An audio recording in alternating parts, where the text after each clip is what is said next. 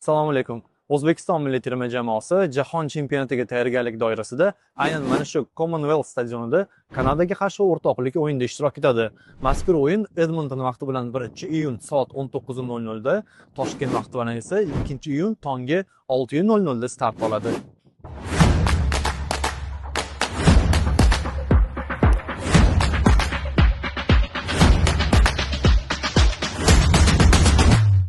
Milliy terma jamoa rasmiylari va Kanadadagi o'yin tashkilotchilari ishtirokida uchrashuv bo'lib o'tdi.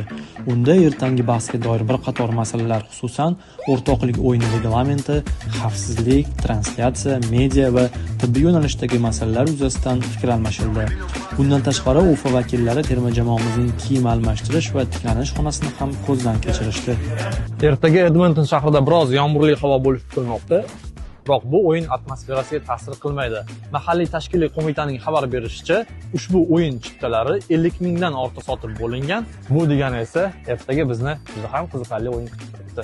Ertangi uchrashuvda futbolchilarimiz to'liq oq libosda, darvozabonimiz esa yashil libosda harakat qilishi ma'lum bo'ldi.